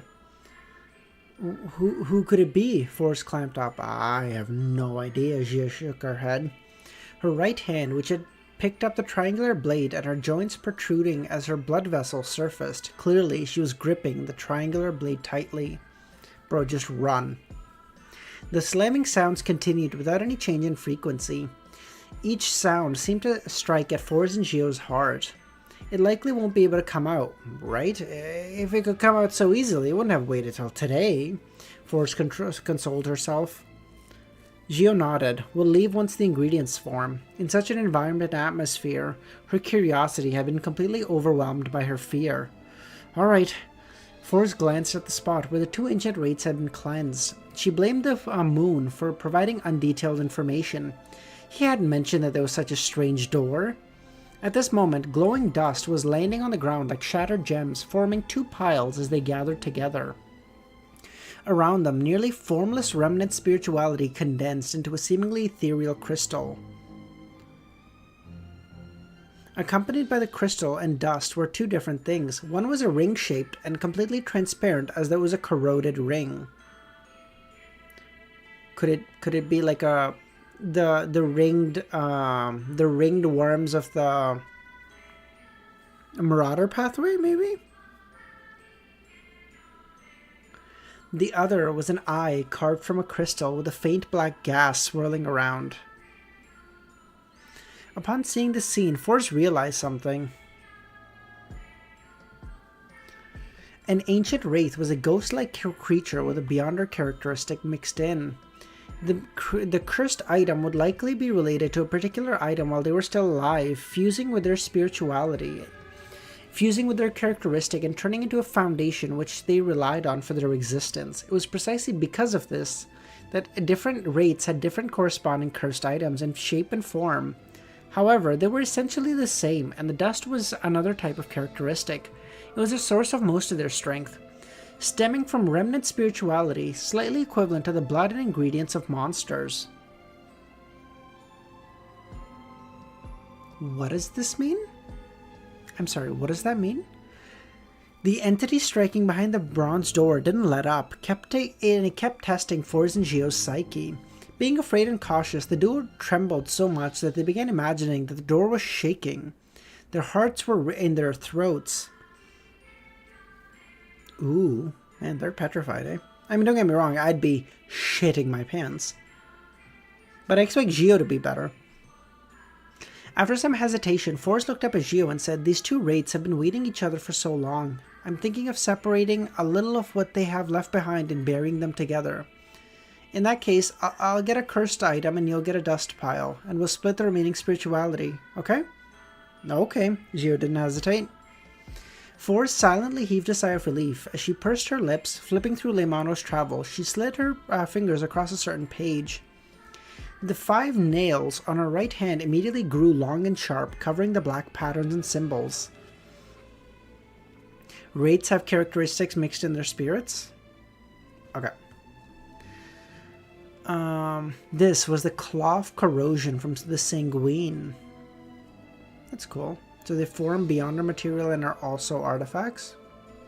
Okay. Right on the heels of that, using her palm transformation, Forrest grabbed at the ground and dug a hole, leaving behind a corrosive mark. Right on the heels of that, she placed She placed a crystal eyeball-like cursed item and a pile of dust into the hole before filling the hole with gravel and soil. She lightly grazed the flattened ground with her fingernails and wrote,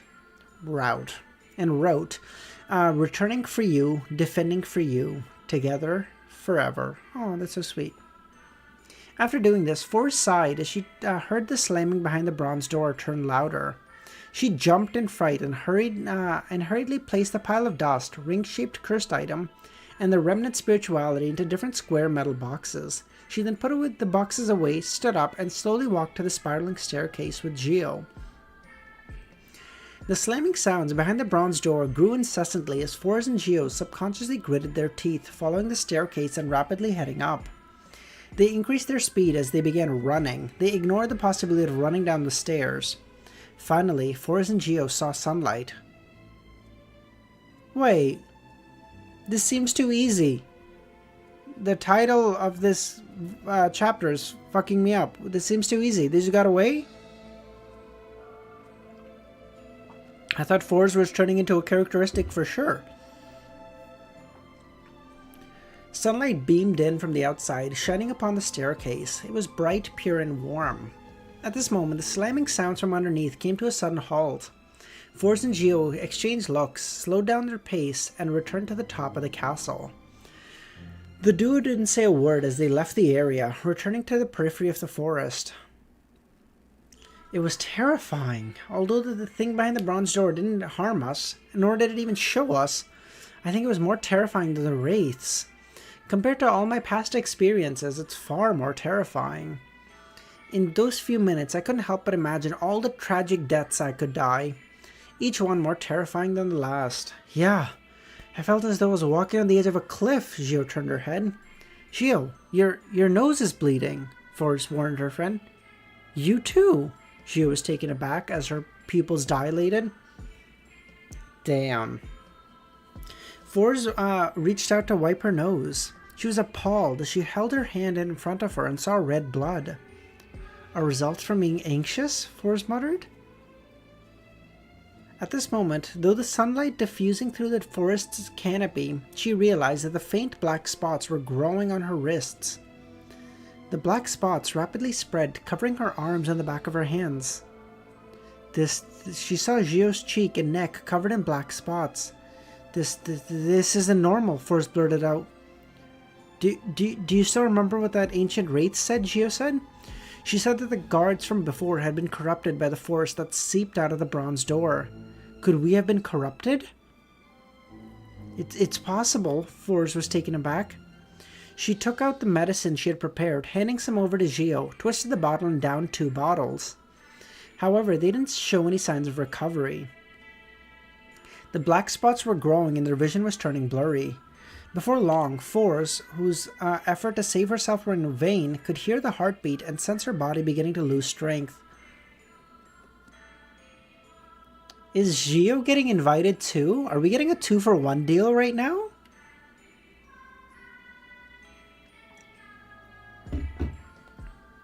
What do you think is behind the door? I don't know. Am I crazy for saying some, like, old-ass vampire who's lost his fucking mind, but he's so strong that they can't really do anything with him? Or some characteristic, or some, like, a sealed artifact that has, like, a living characteristic to it that's trying to escape and just has, like, a crazy poison AoE effect sort of thing?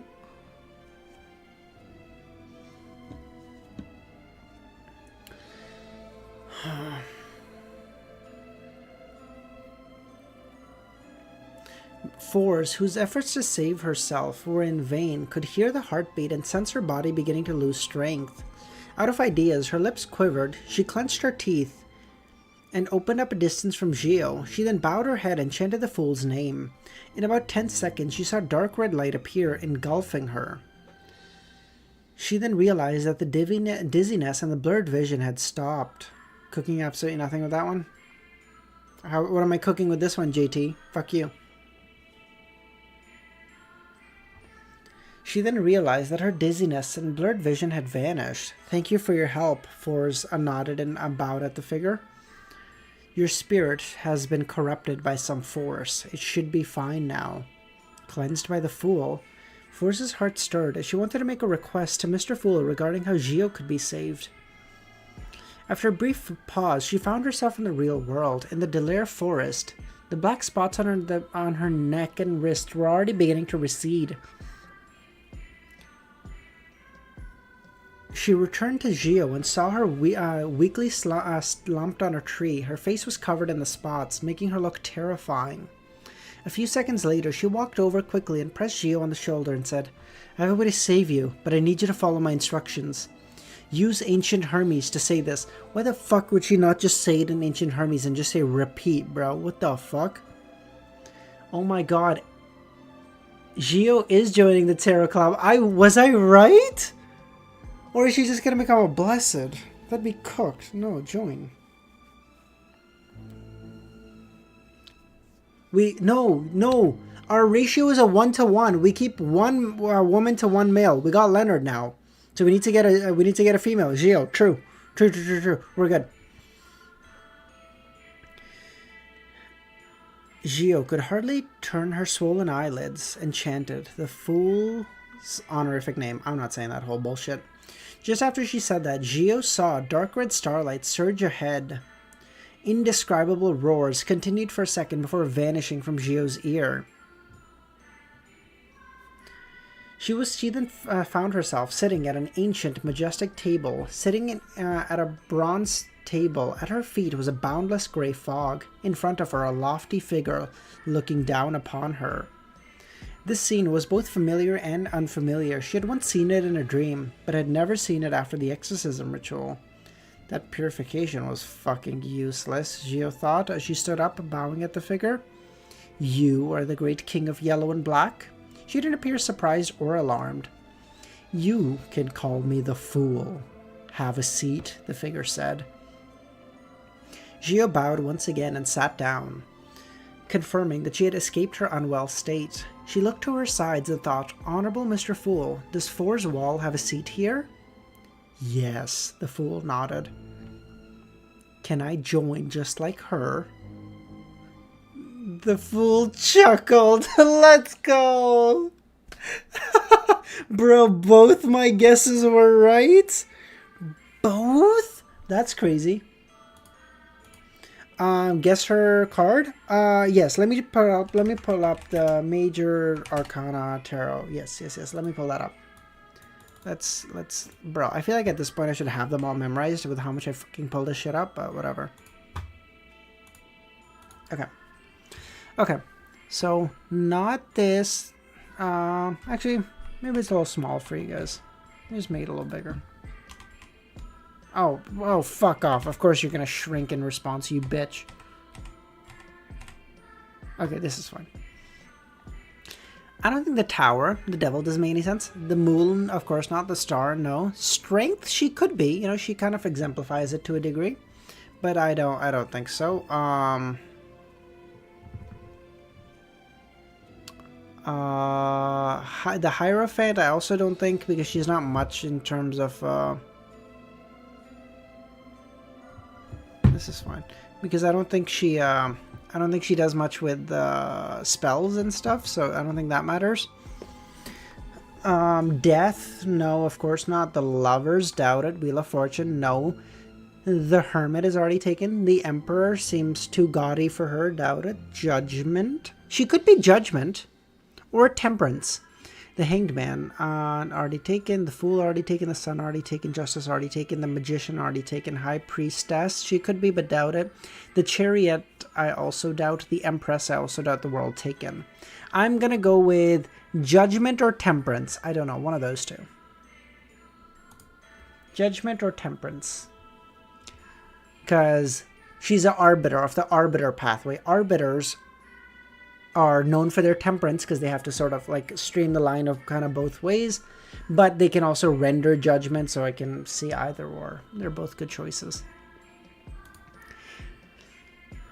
It's a gathering they organized of their own accord, but is convened by me. There's still a seat available at present. You may join. Draw a card. They use the Major Arcana cards as their code names. Yes, Mr. Fool, Gio nodded. She then, on the bronze table in front of her, a deck of tarot cards immediately appeared. Gio reached out and solemnly cut the deck and pulled one out. Her card depicted an angel with a trumpet and a sleeping dead awaiting salvation. The Judgment card! Let's go! Okay. I said Judgment. Did I say Judgment? Yeah, I said Judgment. Whew. I said or Judgment or Temperance. Yeah, you know what? I'm fine with that. Let's go, baby. Let's go. I am too good. I'm not gonna take credit for guessing Leonard's Wes. I'm not gonna take credit for it. I did technically, but not really. So I'm not taking credit for it, you know? I'm nice like that. Okay, I'm also kind of glad that I didn't add Leonard, because if I had to add Leonard, boot up my MacBook, add Leonard, put it away, and then add Gio again after one fucking read through, I would have lost my fucking mind. So, you know what? This is kind of good. I can just do them both at once. Whew. Getting to know each other. I'm sorry, are we going on a first date? What's happening here?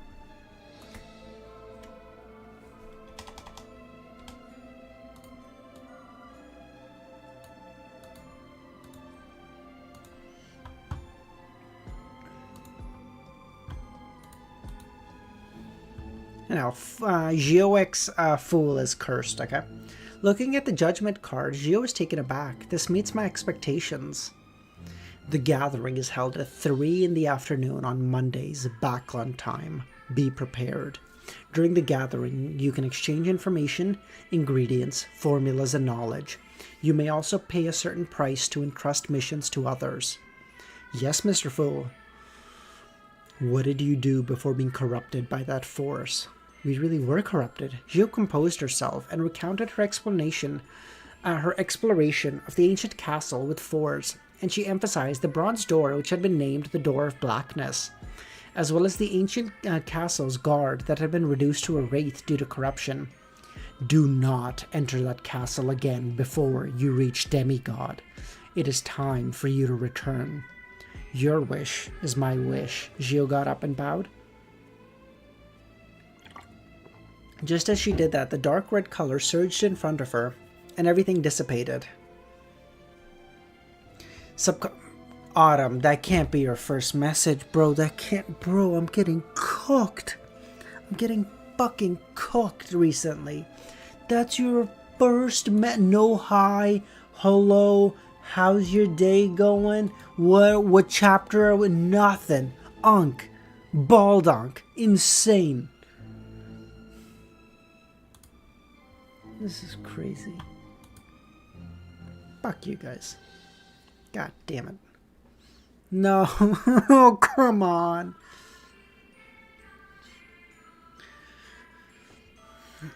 Subconsciously, looking at the back of her hand, she realized that the black spots were receding. Gio looked up at Fours, who was staring at her. Good morning, Autumn. As their gazes met, Fours was delighted before smiling. Gio exhaled. Let's first head to town. All right, Fours answered. At this moment, above the grey fog, Klein was tapping the edge of the table as he considered Miss Magician and Miss Judgment's encounter. The bulk on emoji for membership is peak marketing. No. You guys using it all the time is peak marketing. Me being annoyed by it is also peak marketing, though. The object or power sealed behind that door could still corrupt the guards and explorers outside, even without escaping. The thought of it was terrifying. Furthermore, this corruption stemmed from the spirit body. To resolve it, Klein only had two solutions. One was to make the corrupted entity hold a complete secret deed ritual, as he had used the power above the grey fog, and the sun brooch to do a purification. The other was to pull the spirit body over and use the grey fog to cleanse them. As he didn't have any of the luxury of time, he chose the latter. The most corruptive power belongs to the devil pathway. That place is connected to the abyss? It's not impossible. Based on the Little Sun's description, during the early and mid stages of the Second Epoch, devils often left the abyss and were active over land.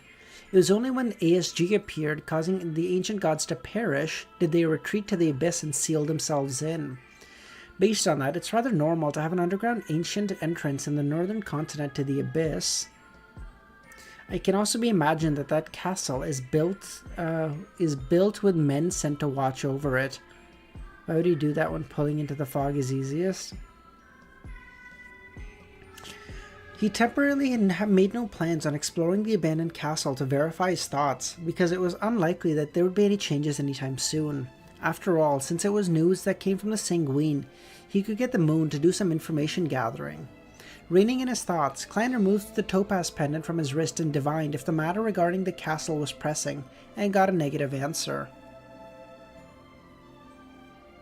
He immediately returned to the real world and waited for the local ruler, May Sanchez, to send over payment.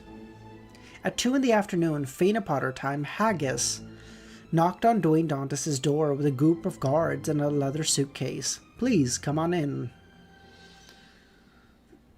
Good afternoon, my friend. Dwayne Dantas took 2 steps forward and extended his hand. It's my honor to be your friend, Haggis replied. After he shook his hands with Dwayne, he surveyed the area and chuckled. Is this your servant? He pointed at the mixed-blood youth standing behind the arms dealer. In between the lines, he was asking if he was trustworthy. After all, Dwayne hadn't brought any servants back when he visited the general's residence. Yes, his greatest strength is to keep secrets, Dwayne smiled. I've heard of an Intus proverb that's said to be from Emperor Roselle. He said that dead men tell no lies, Dwayne Dantas said with a smile. Emperor Roselle also said other things. Corpses can speak. Is that so? That's my first time hearing this. Haggis enjoyed conversing with the Northern Continent gentleman, so they continued their conversation for a while before he lifted up the suitcase and opened it. In that instant, there seemed to be an overflowing gold luster. Under the illumination from the sunlight outside, the entire room seemed to brighten. Haggis then looked at Dwayne and said, 5,000 lone gold pounds, as well as 5,000 gold coins and gold bars. The down payment. I'll bring along the remaining 30,000 cash and gold the entire time, and we'll hand it over once the deal is complete. Money, money, money, money! Let's go. When do we set off? Dwayne said with a smile. Tomorrow morning. Mr. Dantas, the General has a guest who would like to meet you. When? Dwayne asked. Now. He's downstairs. Oh, please, invite him up, Dwayne nodded. Haggis immediately heaved a sigh of relief and left with his guards. Before long, Luca, in simple white robes and brass lines adorning, walked in.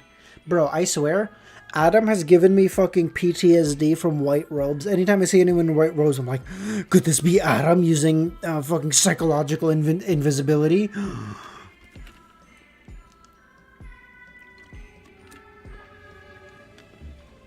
When he arrived at Dwayne's door, he heard a voice from the inside just as he raised his hand. Please, come in. This time, they spoke using ancient Faceac. Luca's expression didn't change as he naturally pushed open the door. He then saw the middle-aged man from yesterday sitting in a reclining chair. And sitting on the reclining chair was a young man who had black hair and brown eyes and a thin-cut face and a cold temperament. What the fuck? Luca was taken aback as he took a step forward, entering the room and closed the door. After he sat down on the sofa in a composed manner, his green eyes reflected the young man in front of him. Gearman Sparrow? Luca addressed. Gearman Sparrow smiled, directly addressing others by their full name as impolite. My apologies for the faux pas. I recall that you advanced to Sequence 5 less than half a year ago. Or it might have only been 3 months. It should have been completed when you were in the ruins of the Battlefield of Gods. I never expected that you were already a demigod. It has left me bewildered. Kieran smiled. Why are you visiting me? He smiled. I do not know, Luca replied. Why did Klein sense something in that dream of his or something? Why did Klein immediately go, yeah, let me just show you that I'm Gearman and that I'm a demigod? What was that? I mean, the demigod, I guess he didn't tell him. The guy kind of figured it out from his change. But all the same. The atmosphere in the room turned odd. Gearman seemed to forget that there was an elderly man sitting in front of him. Luca nodded. This is the thing. Oh, he's acting as if Gearman is a demigod backing Dwayne? Oh. Oh, wait. Oh, he transformed his marionette into Dwayne, and then he became Gearman. Oh, because his marionettes can transform now. Yes. I see. Oh, okay. Oh, I see. Okay. Luca nodded and said, This is the thing. I made a prophecy by chance not too long ago. In that prophecy, I will be in a rather thorny situation in the future, and one of the people I met over these next few days will help me deal with it. I'm not sure if it's you, but I'd rather be safe than sorry, so I decided to meet and get to know each other. My name is Luca Brewster, a clergyman who serves the God of Knowledge and Wisdom. I'm in charge of various matters in West Balam currently. Of course, Luca said and thought. Gearman Sparrow nodded and said, Not bad. I now know you. I don't believe I need to introduce myself, right? Of course, Luca said. You should be a Bizarro sorcerer. I received some intel that there have been some reshuffling among the Secret Order in Intes. He didn't see Gearman reveal a smile of luck. This powerful adventurer, who was famous across the seas, said, Zaratul has arrived. Oh, he's so cool. Oh, he's so cool. He's saying he's back because I'm me. I did that shit. I mean, I didn't mean to. I fucked it up, but I did that shit all the same. The aura farming is crazy. The look in Luca's eyes changed before being restored to normal. He then stood up and nodded. Since we've gotten to know each other, it's time we bid farewell. After saying this, he walked to the door, twisted the doorknob, and left the room. Sitting on the reclining chair, Gehrman watched as his figure was concealed inch by inch by the wooden door until he disappeared. He then chuckled. What a charlatan. Yes, Dwayne Dantas, who was sitting beside in the reclining chair, found a seat and sat down, and picked up a cup of tea. With his white sideburns and deep blue eyes, he and the thin, angular-faced Gehrman exchanged looks and smiled in unison. Bro, he's smiling at himself. Bro, what a fucking weirdo. On Monday morning, Dwayne took out his golden pocket watch, opened it, and set to Haggis opposite him. Wes, I use thorium, but I mean, other people use other stuff. But I like thorium, like, just, I'm not gonna show it too much, because, you know, I don't want to fucking get copyright struck or whatever. But, like, it allows me to change colors, whatever. It allows me to, scrollable, page, and then text, size, font, all this shit, you know, it's just nice. So, I mean, different, but I mean, you can use, there's a ton of stuff, not all of it's probably fine, I don't know. I heard thorium was good, used it, I liked it, I don't know. On Monday morning, Dwayne took out his pocket watch, opened it, and said to Haggis, "We're almost arriving at our destination. I believe you and your men need rest." "That is an excellent suggestion." Haggis was agreeable. "There's a hotel ahead. Let's rest there for half a day before we set off again." Haggis didn't object as he turned to the front and instructed the carriage driver. After checking into the hotel, Dwayne declined Haggis's invitation for afternoon tea by using a nap as an excuse. Slightly more than half an hour later, Klein sat in the seat belonging to the Fool. Oh, Monday at 3. Oh, Klein needed to do the tarot gathering. I see. All right, my God, that was a good stream. Another short stream, bro. It's crazy. 2 night streams and no, wait. 2 streams today. 2 tarot gatherings. Or 2 tarot members added. Based. Let's go.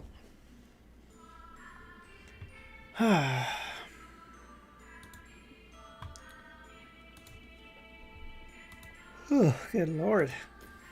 There's something. Ooh. I'm just gonna quickly W stream. Yes. Every stream with me is a W stream. I say for real. Okay, let's just do this, and then we'll go. We'll be good. 5:30 a.m. and quickly. Okay, yeah, coming. We're ending. Okay, this was really cool. Miller sent for the artwork. See, it's cool stuff like this. How could I take away his mod powers on Discord? Who is this? The world needs justice.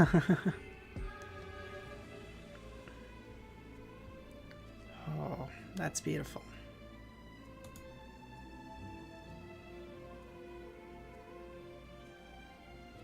Oh, damn.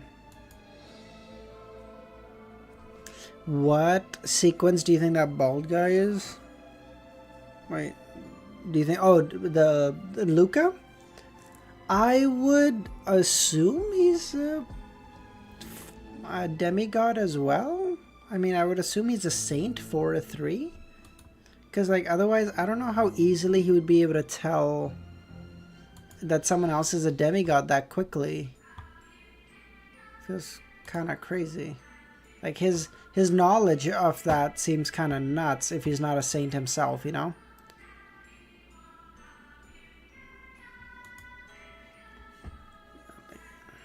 This is interesting. I need to add this one.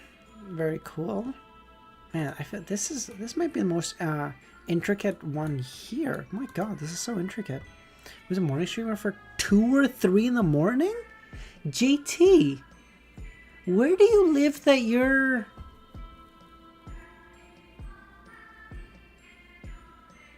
Like, you're 12 hours ahead of me or behind me, but you know, you have to be ahead of me.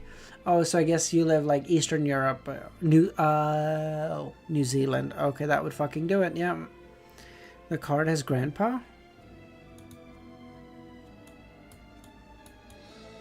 Where? Am I blind? Is this the grandpa behind him?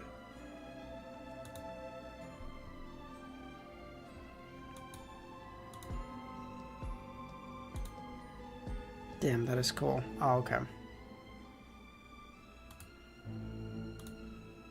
This is, man, Klein or a farming. Red glove. I am, yes, I am now a secret agent. The star. The star of the play. Oh my god, this is beautiful. That's all the OSAT art now? Which one? Oh, is this OSAT? Oh, is this OSAT? I see. Okay, that's all the OSAT art. That's kind of crazy, though. There's no more OSAT art for the last... What people claim are all the best volumes? There's no art for that? That's kind of nuts. I've already seen that one like 80 times. What do we get? The Hermit. Judgment. The Star. The Moon. Oh, that's awesome. Thank you, Amnesiac. Love that. My favorite art is Volume 6. That art just mogs everything for me. Oh, that's awesome. Okay, well, we're getting there. We're at Volume 5 already, so we're getting there, definitely. Alright, guys. Thank you for another fantastic stream. A little bit shorter one. A little bit shorter. Just under 2 hours, I think. Right? Yeah. So, we're going to end it there. I'll catch y'all, hopefully, for the morning stream. Well, morning for me, fucking all sorts of time for you guys. That's it. I'll catch you all a little bit later. Thank you so much, everyone. Have a great rest of your day or night. And as always, love you guys.